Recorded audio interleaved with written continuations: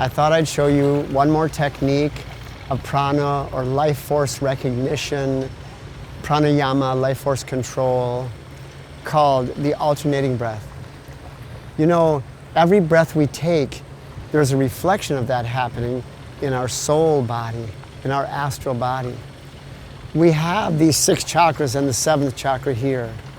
Right now I'm attempting to operate from my heart chakra, and I hope that you can feel that. But when you breathe, the air is actually circulating around your spine. Circulating. Some even say that it winds between the chakras to the top and winds all the way back down again.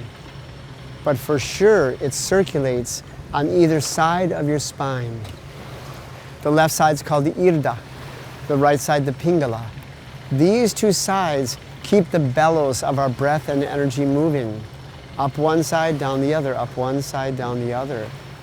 When people talk about Kundalini rising or energy rising in the spine, that is when the energy rises in the middle of the spine, the Sushumna, the Sushumna. The Sushumna is the central spine. And when energy is rising in the central spine, we go through all kinds of emotional changes sometimes. One is as the energy reaches the heart squeezes itself and you feel the heart. You feel your heart. Then it comes to the throat and you feel the feeling of being all choked up. Then it comes to the point between the eyebrows and you may even have tears flowing.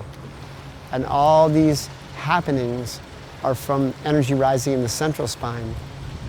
When eventually great masters and saints pass by the need for breath and heartbeat, when they literally don't need breath anymore, they are operating in the central spine, the Sushumna. By recognizing our attunement to the breath and the thought form, the actual process by which we can follow the breath, the great yogis of the past, 5,000 years ago in the Himalayas, and I was there in 1981, deep in the Himalayas with some of the great saints, they use a symbol which is the alternating breath. So you can get the feeling of how the breath works in the spine. This breath isn't that difficult to do. I teach it in a slightly different and very simple way. The first 2 fingers of your hand, the index finger and the middle finger, are going to go right on the center of your forehead. And then for the last 2 fingers and your thumb are going to squeeze your nose. What we're going to do is take a nice full breath in, then we're going to place our fingers on the forehead and squeeze the nose. From that point with the breath in, we're simply going to gently let the air out of the left nostril, back into the left nostril, and pause by squeezing both nostrils. Then we're going to let the air out of the right nostril and back into the right nostril again, same side, and then pause again.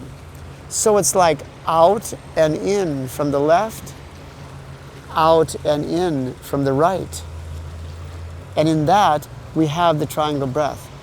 If I did it a little louder, maybe you could even hear it. Breathing in through both, out and in left.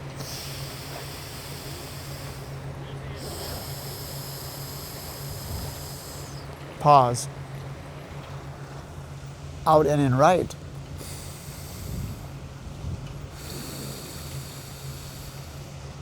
Pause. And repeat.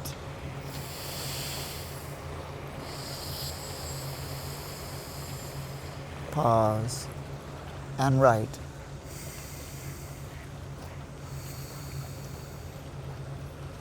Pause. Now remember, in the pauses, you are putting your consciousness, and it remains there throughout the whole exercise. The consciousness stays at the point between the eyebrows. The fact that your first 2 fingers are pressed there allows you to stay focused even more there. This focus at the point between the eyebrows is the prime directive in all inner communion. It is the spot in the deep spine where our astral being has its eye here. So by doing that, we're stimulating the deeper part of ourselves. And physiologically, through all science, we're stimulating the prefrontal lobe and the frontal lobe as well, helping all of our systems work better in our brain and helping to slow down our reaction levels so that we're less reactive and more responsive. We're calmer as people.